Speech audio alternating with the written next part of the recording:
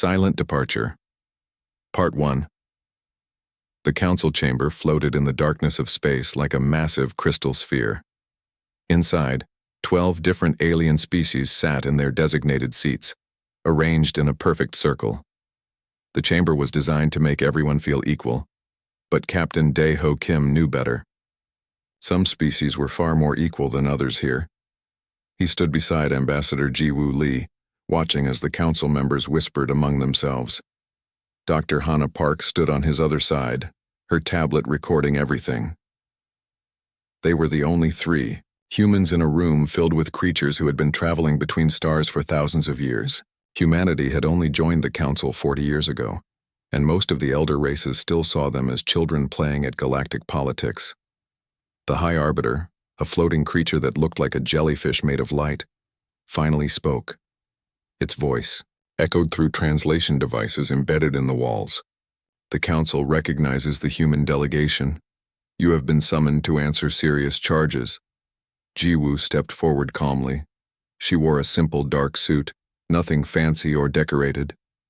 Dae-ho had always admired that about her. She never tried to impress anyone with appearance. Her work spoke for itself. We are here to listen, Ji-woo said simply. A massive reptilian creature rose from its seat. This was Councillor Vrath of the Vryn Dominion. The Vryn were warriors, proud and powerful. They controlled a quarter of the known galaxy and never let anyone forget it. Vrath's scales gleamed like polished metal under the chamber lights. Humanity stands accused of aggressive expansion into territories claimed by elder species, Vrath announced. His voice was deep and filled with barely controlled anger. You have established colonies in 7 star systems that rightfully belong to the Council's protection zones. This is a violation of the settlement accords you agreed to when you joined us. Dae-ho felt his jaw tighten, but he kept his face neutral. The so-called protection zones were empty systems that no one had bothered with for centuries. Humanity had surveyed them, found them unclaimed, and followed every proper procedure for colonization. But apparently that didn't matter now. Ji-woo remained calm. Ambassador, we followed all established protocols. Each system was surveyed and registered through proper channels. No existing claims were found in the council database. The database is not complete, another counselor spoke up. This one looked like a collection of floating rocks held together by some invisible force. Many elder territories are considered common knowledge and therefore not listed. Your ignorance is not an excuse. Dae-ho watched as Hana made notes on her tablet. She caught his eye briefly and gave the smallest shake of her head. This was theater, she was telling him. The decision had already been made before they arrived. Vrath continued, his voice growing louder. The council has decided to be generous despite your violations. You will immediately cease all colonization activities. Furthermore, you will surrender 3 of your established colonies as reparations for your territorial aggression. These worlds will be placed under council administration. The chamber fell silent. Dae-ho's hand moved slightly toward his sidearm, but Ji-woo's hand touched his arm gently. Not yet, the gesture said. Let them finish. And if we refuse? Ji-woo asked quietly. Vrath smiled, showing rows of sharp teeth. Then the Vryn fleet, with support from other council members, will enforce compliance. We have 400 warships in this system alone. Your entire species has perhaps 200 vessels scattered across your territories. The math is simple, Ambassador. Ji-woo looked around the chamber slowly, meeting the eyes of each council member. Most looked away. A few, like Vrath, stared back with open hostility. 1 or 2 seemed uncomfortable, but none spoke in humanity's defense. How long do we have to consider your generous offer? Ji-woo asked. There was no sarcasm in her voice, but Dae-ho heard it anyway. The High Arbiter pulsed with soft light. 48 hours, return here with your government's answer. We hope wisdom will guide your choice. Ji-woo bowed slightly. Thank you for your time, counselors. We will return with our response. As they turned to leave, Dae-ho noticed something that made his blood run cold. Several of the council members were exchanging glances and some were smiling. Hana saw it too. She moved closer to him and whispered, "They're too confident. This was planned. The three humans walked through the long corridor leading back to their shuttle. The walls were transparent, showing the blackness of space and the hundreds of ships floating around the council station. Most of them were Vrin warships, their weapons ports clearly visible. Once they were inside their shuttle and the door sealed behind them, Jiwoo finally let her calm mask drop. She looked tired and angry. "They're going to attack regardless of what we say," she said quietly. "This ultimatum is just for show. They want it on record that they gave us a chance." Daeho nodded. "The fleet positioning gives it away. Those Vrin ships aren't arranged for defense or escort. They're in attack formation. They've been planning this for weeks, maybe months." Hana pulled up data on her tablet. "I've been monitoring council communications traffic for the past year. There's been a lot of encrypted chatter between the Vrin and at least 6 other council members. They see us as a threat." "A threat?" Jiwoo asked. "We have a handful of colonies and a small fleet. How are we a threat?" "We're growing too fast," Hana explained. "In 40 years, we've gone from 1 world to 47 colonies. We've adapted council technology and improved on it in several areas. Our population growth rate is higher than any other species. They're looking at the math, Ambassador. In another 100 years, we might be strong enough to challenge them. They want to stop us now while they still can." The shuttle pilot's voice came over the intercom. "Ambassador, we're receiving departure clearance, setting course for the Churchill." Jiwoo sat down heavily in her seat. "Contact Admiral Choi. Tell him to prepare for silent protocol." Daeho felt his heart race. Silent protocol. They had discussed it in classified briefings, planned for it, hoped they would never need it. Now it seemed they had run out of time and options. "Are you sure?" he asked. Jiwoo looked out at the council station growing smaller behind them. "They've made their choice. Now we make ours. Contact Earth. Tell them we have 48 hours to disappear." As their shuttle accelerated away from the station, none of them looked back. They had work to do and very little time to do it. The council thought they had cornered humanity, forced them into submission or destruction. They were about to learn a hard lesson about underestimating a species that had clawed its way up from a single world through determination and ingenuity. The chess pieces were moving, but the game was not what the council thought it was. Silent Departure, Part 2. The war room on Earth was located 3 kilometers below the surface in a facility that officially did not exist. Admiral Taeyang Choi stood at the center of a circular table, displaying a holographic map of human space. Around him sat the military commanders and scientific leaders who had been preparing for this moment for 15 years. "Silent protocol is active," Choi announced. "We have 46 hours and 17 minutes before Ambassador Lee returns to the council with our answer. By that time, I want every non-essential person off our frontier colonies. Is that clear?" A chorus of affirmative responses filled the room. Choi watched as the holographic map began updating in real time. Green dots representing evacuation transports started moving away from the outer colonies toward the core worlds. It looked like chaos, but it was actually the result of years of careful planning. Dr. Bora Shin raised her hand. She was a small woman with gray hair and sharp eyes that missed nothing. "Admiral, the council will be monitoring us. They'll see the evacuation activity." "Let them see cargo transports and civilian traffic," Choi replied. "We've been running evacuation drills for years under the cover of emergency preparedness exercises. To them, it will look like we're just scared and moving people to safer areas. They won't realize we're pulling everyone out."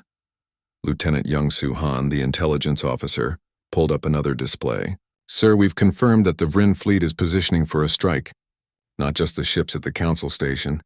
They have battle groups moving into position near our colonies on Kepler 442 and New Sol. They're planning to hit us the moment we reject their ultimatum, maybe even if we accept it." Choi nodded slowly. He had expected as much. "Show me their fleet composition." The display changed to show detailed information about the Vrin warships. There were hundreds of them, massive vessels bristling with weapons that could crack planets. Against them, humanity had smaller, lighter ships. In a direct fight, the humans would lose badly. "They have us outgunned 5-1, a general commented grimly. "In a conventional battle, yes," Dr. Bora said with a slight smile. "But we're not planning a conventional battle, are we, Admiral?" Choi allowed himself a small smile. "No, we're not. Doctor, Brief everyone on the Horizon project. Bora stood and the holographic display changed to show complex technical diagrams. 15 years ago, we discovered something the Council species either don't know about or choose not to use. Quantum field manipulation on a massive scale. We've been developing weapons based on this technology, but more importantly, we've been developing drives. She pressed a button and the display showed a star system. We can move objects through folded space, not just ships, but entire planets, even stars. It takes enormous energy and careful calculation, but it's possible. For the past decade, we've been installing these drives on our colony worlds and on Earth itself. The room fell silent. Several of the military commanders looked shocked, even though they had security clearance for everything. Apparently some secrets had been kept even from them. You're saying we can move planets? A colonel asked in disbelief. We can move entire solar systems, Bora corrected. We've already run successful tests with 3 uninhabited systems in the outer territories. The Council never noticed because we moved them to regions they don't patrol. Youngsu pulled up more intelligence data. This is why the Council is moving against us now. They don't know about the Horizon project specifically, but their intelligence services have detected unusual energy signatures near our colonies. They know we're developing something big and it scares them. They're trying to stop us before we finish whatever we're building. They're too late, Choi said flatly. The Horizon drives are fully operational on all 47 colony systems and on Earth. We can execute the displacement in 72 hours once we give the command. A younger officer spoke up hesitantly. Sir, moving our worlds away from the Council is one thing, but won't they just hunt us down wherever we go? Not if they can't find us, Bora replied. We've identified a region of space beyond the Council's explored territories. It's about 40,000 light-years from here, past several nebulae that interfere with long-range scanning. We'll move our entire civilization there, creating our own cluster of human worlds completely isolated from Council space. Another general frowned. 47 solar systems all moved simultaneously? The energy requirements must be incredible. They are, Bora admitted. Each system requires channeling energy equivalent to a star's total output for approximately 6 hours. Fortunately, we're getting that energy from the stars themselves. The process is self-sustaining once initiated. Choi pulled up another display showing timelines and schedules. Here's how this works. Over the next 46 hours, we evacuate all non-essential personnel from frontier colonies to core worlds. Essential personnel, meaning military and technical staff, remain to operate the Horizon drives. We also quietly strip our colonies of any technology we don't want the Council to capture, make it look like normal operations, just an increase in cargo traffic. He pointed to different parts of the timeline. Ambassador Lee will return to the Council and formally announce our withdrawal from the Council membership. This is unprecedented and will shock them. While they're arguing about it, we activate the Horizon drives. Every human world, including Earth, jumps simultaneously to the new coordinates. The Council will be left staring at empty space. What about our ships? A naval commander asked. We have vessels scattered across our territory. Every ship is being recalled under the cover of fleet exercises, Youngsu answered. By the time we make the jump, 97% of our naval assets will be at the new coordinates. The remaining 3% are automated sensor platforms that will self-destruct after we leave. A long silence filled the room, as everyone absorbed the magnitude of what they were planning. They were going to move humanity's entire civilization across the galaxy in a single coordinated action. Nothing like this had ever been attempted in the history of any known species. There's one more thing, Choi said quietly. The Council won't just let us leave. The Vryn will attack probably within hours of our announcement. We need to show them why pursuing us is a bad idea. Bora pulled up another set of technical displays. We have weapons ready.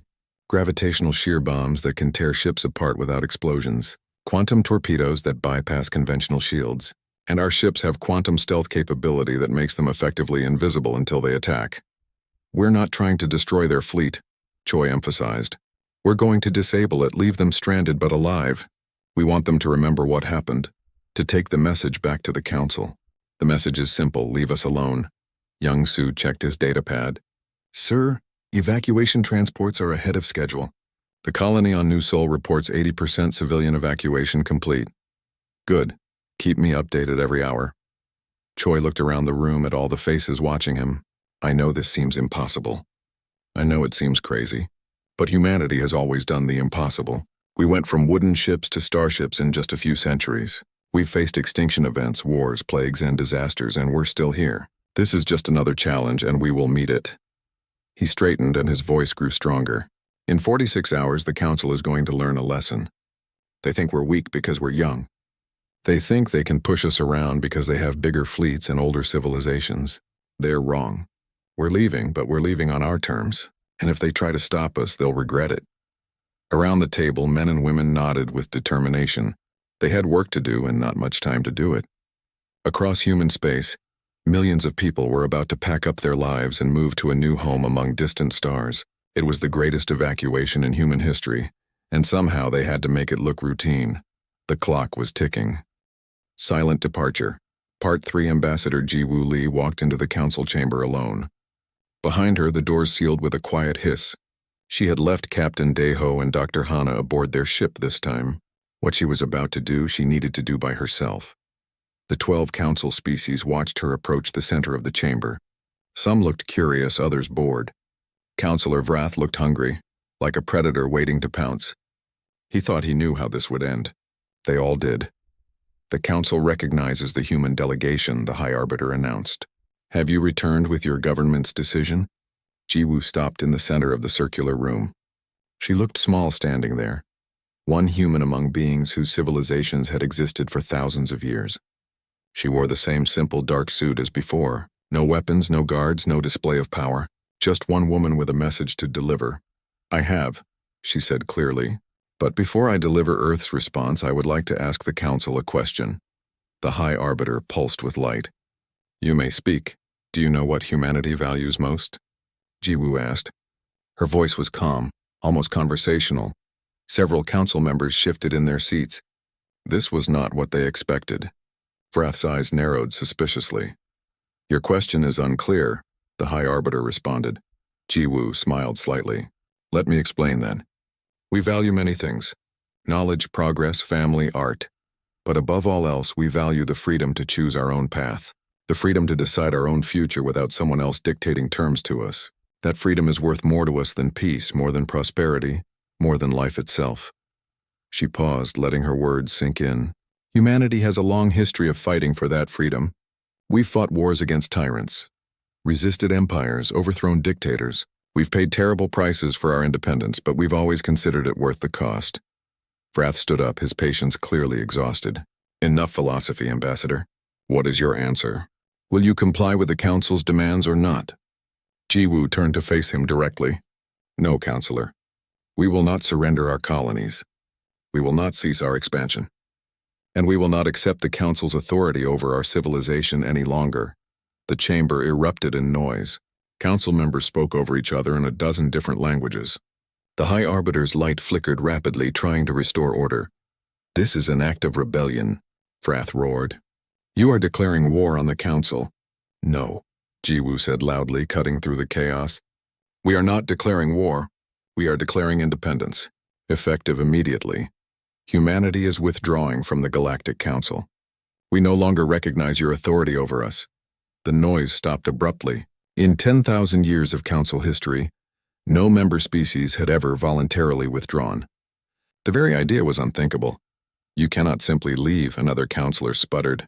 The Charter does not allow for voluntary withdrawal. Then consider this the first time, Ji-Woo replied. We signed your charter in good faith 40 years ago, believing the Council was a partnership of equals. We were wrong. The Council is a hierarchy, and we were always meant to be at the bottom. We reject that. We choose our own path. Vrath's claws scraped against the floor as he moved toward her. You stupid, arrogant child. You think you can defy us? My fleet will burn your worlds to ash. I will personally oversee the destruction of Earth itself.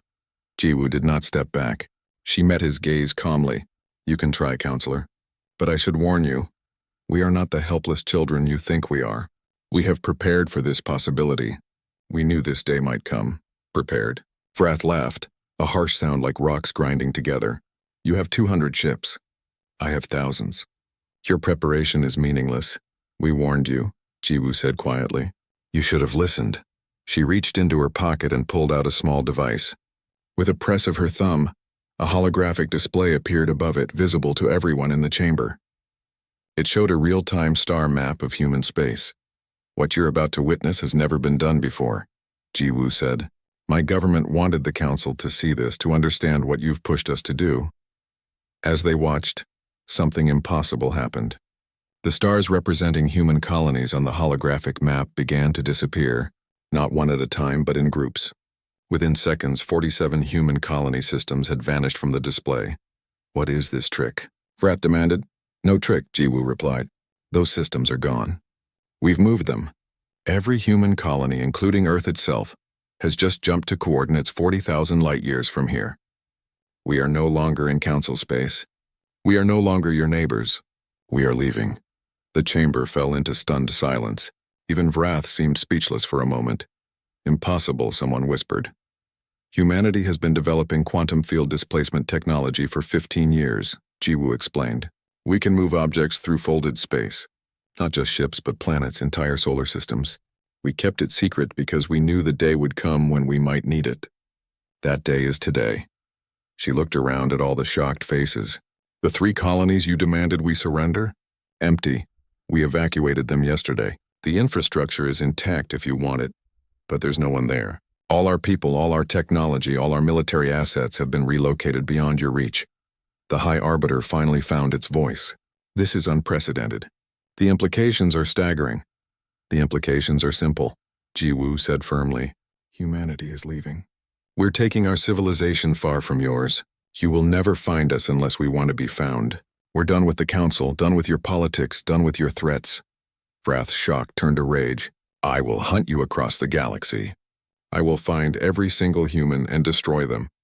"You're welcome to try," Jiwoo said coldly. "But you should know we're not defenseless. My military commanders are ready for you. If you attack, you will regret it." She pressed another button on her device and the holographic display changed. It showed Vryn fleet positions around where human colonies used to be. "Your ships are already moving into attack formation around empty space," Jiwoo observed. "When they arrive, they'll find nothing. But if they keep pursuing us, if you refuse to accept our departure, then we will be forced to demonstrate why that's a bad idea." She turned off the device and put it back in her pocket. "I came back here as a courtesy, to tell you face-to-face that we're leaving. I didn't have to do that. We could have just disappeared without a word. But humanity believes in honesty, even with those who have treated us poorly." Jiwoo began walking toward the exit. "Perhaps in a few hundred years we can meet again. When we're stronger and you're wiser, maybe we can be true partners instead of master and servant. Until then, goodbye, counselors. Good luck with your empire." "Wait," the High Arbiter called. "We need to discuss this.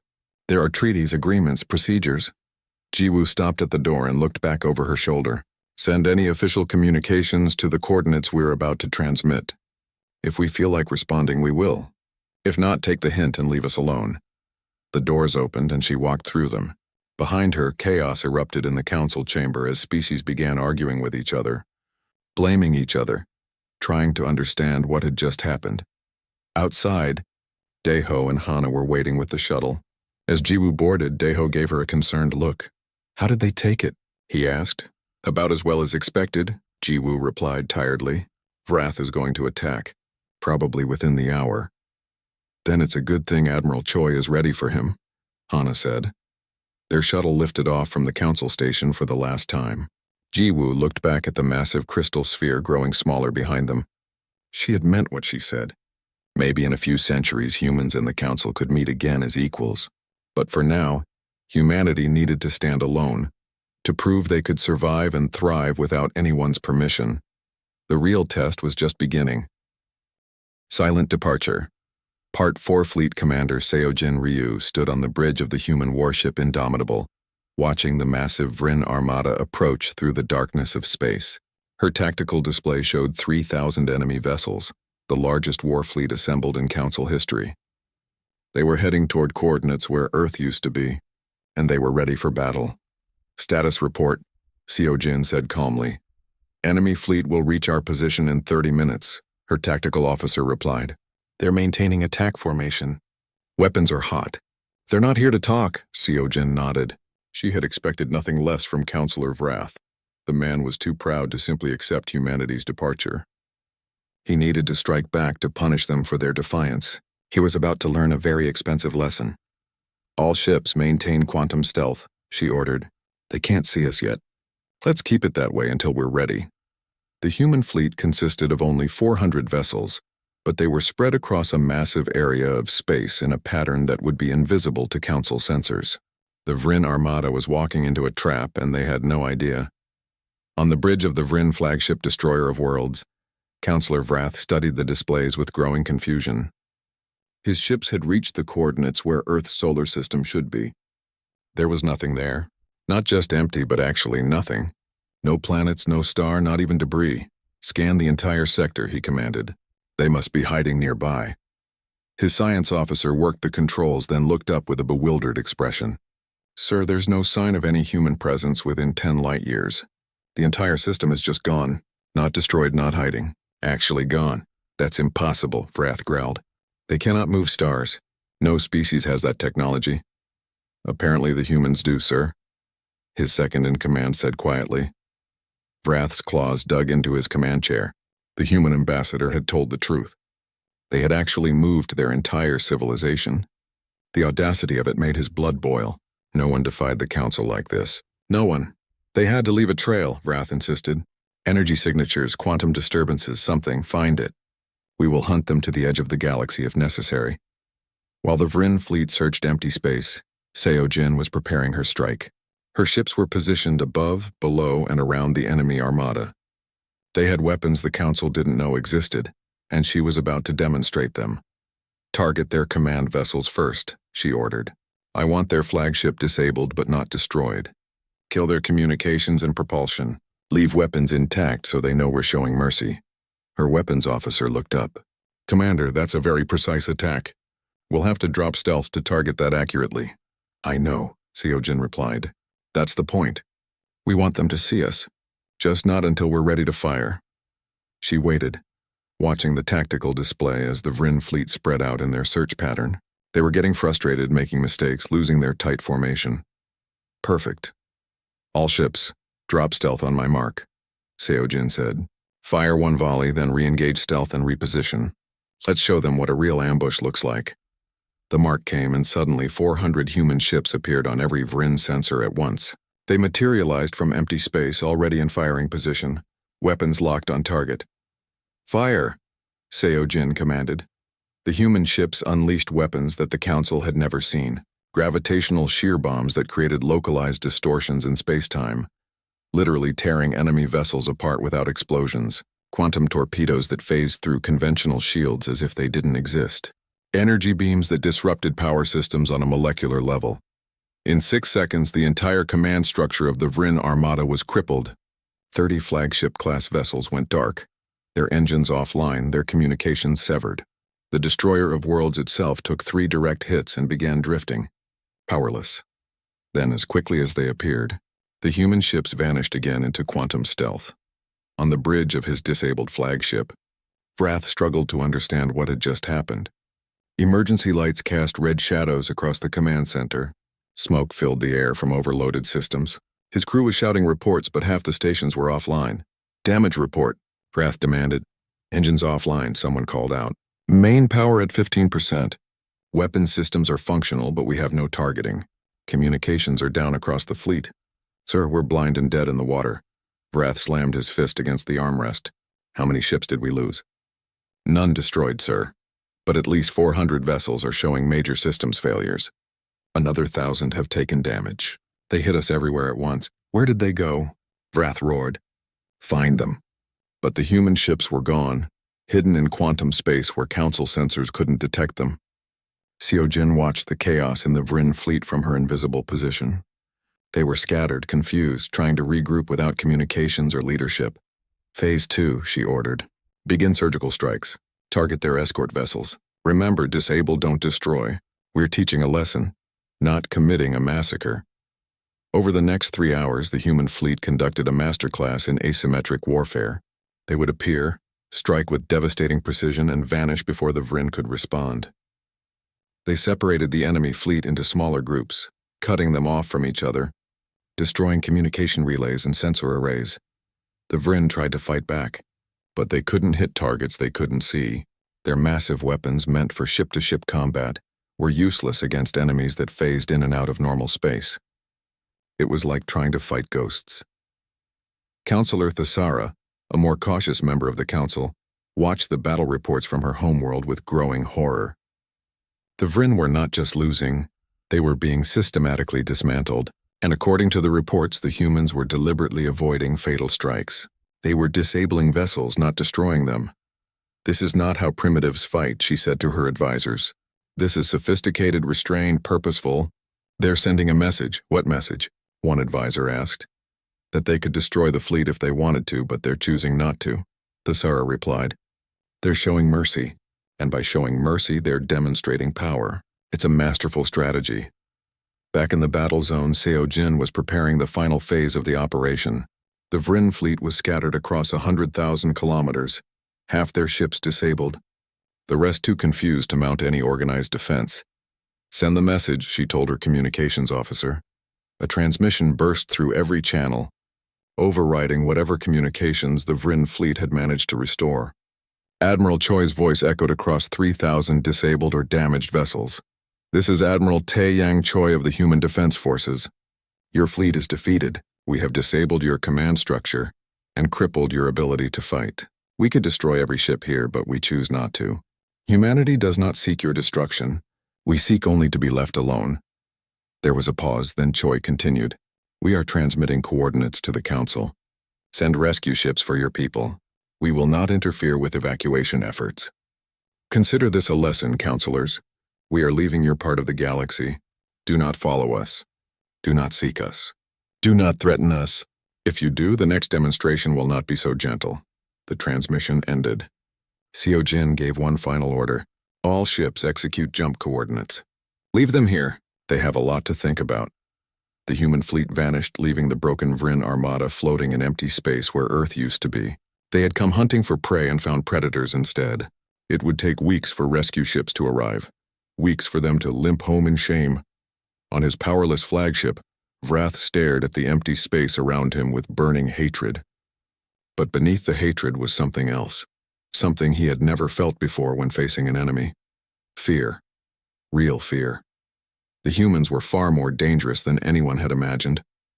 And now they were gone, vanished to some unknown corner of the galaxy with technology that made them effectively impossible to track.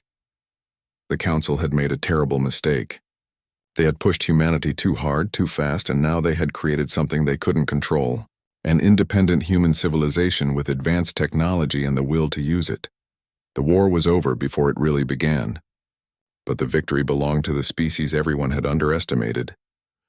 Silent Departure. Part 5. 6 months had passed since the day humanity disappeared from Council space. The Galactic Council chamber felt different now, quieter somehow, as if the building itself was holding its breath. The 12-member species sat in their places, but the atmosphere was tense and uncomfortable. Counselor Thesara rose to speak. The Council had chosen her to deliver the report because she had opposed the aggressive action against humanity from the beginning. Not that anyone had listened to her then. "The economic impact of the Vryn fleet's defeat continues to escalate," she began. "Rescue operations took 4 weeks and cost more than the Vryn Dominion's entire annual military budget. 743 vessels were damaged beyond repair and had to be abandoned. Another 1,000 required extensive repairs. The total loss is estimated at 40% of the Vryn's effective naval power." She paused, letting the numbers sink in. Across the chamber, Counselor Vrath sat in a smaller, less prominent seat. His position had been reduced, his influence shattered. The failed attack on humanity had cost him everything. "Beyond the military losses, there are political consequences," Thesara continued. 14 member species have questioned the Council's authority. 3 have threatened to withdraw their support unless major reforms are implemented. The Terran incident, as it's being called, has exposed deep problems in how the Council operates. "They attacked us first," someone argued weakly. "No," Thesara said firmly. "We attacked them. We gave them an impossible ultimatum, and when they refused to submit, we tried to destroy them. They defended themselves. The fault is entirely ours." The High Arbiter pulsed with agitated light. "Have our search efforts located the human colonies?" "No," Thesara replied. "Our best scouts have found nothing. We've searched a sphere of space 10,000 light-years in radius. There's no trace of them. They could be anywhere in the galaxy by now, and we have no way to track them. What about their technology? Another counselor asked. This quantum field displacement they used. Can we replicate it? Our scientists have been studying the data from their departure, Thesara said. The energy requirements are staggering. Even if we understood the theory, which we barely do, we lack the engineering capability to build such systems. Humanity was working on this technology for at least 15 years, possibly longer. They're decades ahead of us in this field. She pulled up a holographic display showing scientific analysis. More concerning is what this technology implies. If they can move planets and stars, what else can they do? What other technologies have they developed in secret? We treated them like primitive children, but they were quietly becoming one of the most advanced species in the galaxy. Captain Minji Song, a council scout commander, requested permission to speak. Thesara recognized her. I led an expedition to the edges of explored space 3 weeks ago, Minji reported. We detected unusual spatial anomalies in a region 42,000 light-years from council space. When we investigated, we found something incredible. She activated her own display, showing sensor readings that made several counselors gasp. Humanity didn't just move to a new location, Minji explained. They moved 47 complete solar systems and arranged them in a cluster. They created their own isolated group of stars, positioned far from any council territory. It's a mobile civilization, completely self-sufficient and virtually impossible to find unless they want to be found. The chamber erupted in shocked conversation. Even Thesara, who had expected humanity to do something dramatic, was stunned by the scale of their achievement. How is this possible? The High Arbiter demanded. We left a message buoy at the edge of their new territory, Minji continued. The humans sent a response. She pressed a button and Dr. Hannah Park's face appeared in the holographic display. Greetings to the Galactic Council, Hannah's recorded message began. By the time you receive this, you will have discovered our new home. We want to make several things clear. First, this territory is claimed by the independent human worlds. Any unauthorized entry will be considered an act of war. Hannah's expression was calm but firm. Second, we hold no grudge against the Council or its members. We understand that fear drove your actions, but we will not return to Council space, and we will not submit to Council authority ever again.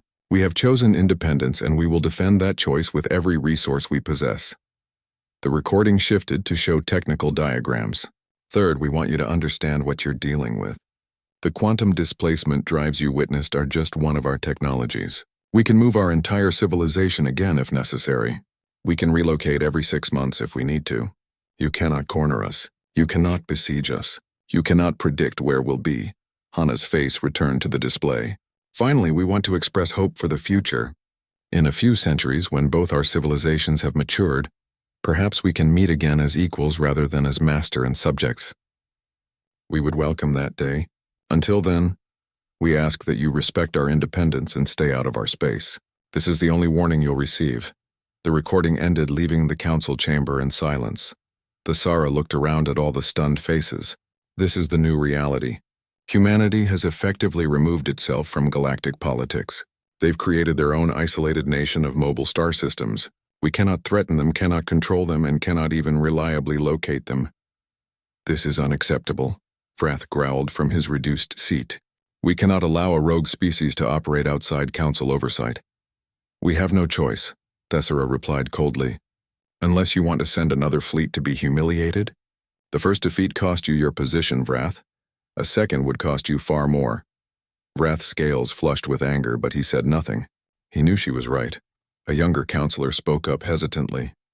Could we attempt peaceful contact? Send ambassadors to negotiate? We could try, Thesara said. But why would they trust us? We gave them impossible demands and attacked when they refused. We treated them with contempt and arrogance. They have every reason to reject any overtures we make.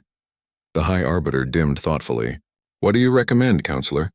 We leave them alone, Thesara said simply. We respect their independence. We focus on fixing the problems in our own civilization that led to this disaster, and perhaps in time, they will choose to open diplomatic channels. But that will be their choice, not ours. She pulled up a final display showing a map of the galaxy. Humanity has taught us a valuable lesson. Power doesn't always come from having the biggest fleet or the oldest civilization. Sometimes it comes from innovation, determination, and the courage to chart your own path. They were the youngest species in the council, but they've accomplished something none of us ever imagined possible.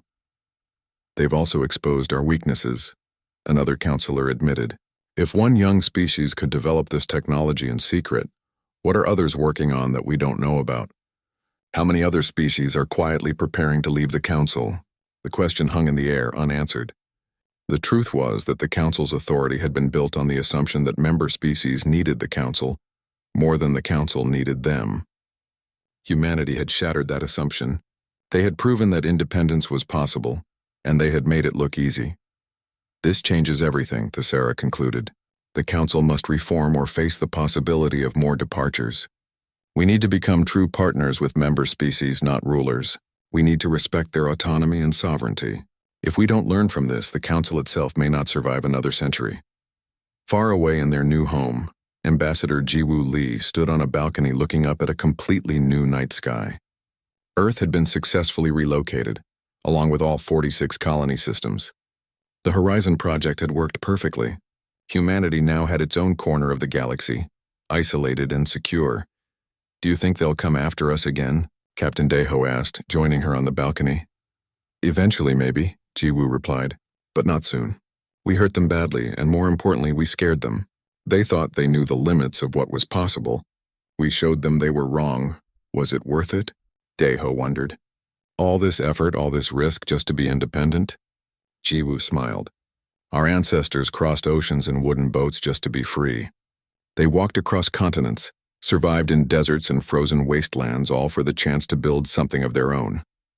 Moving a few solar systems is nothing compared to what humans have endured for freedom throughout history." "What happens now?" Daeho asked. "Now we build," Jiwoo said. "We develop our worlds, advance our technology, grow our civilization. We do it our way, without anyone telling us we're too young or too primitive or too ambitious. And maybe in a few centuries we'll reach out to the council again. But if we do, it will be as equals." She looked up at the unfamiliar stars sparkling above them. Each one represented possibility, opportunity, and freedom. Humanity had paid a high price to reach this point, but they had proven something important.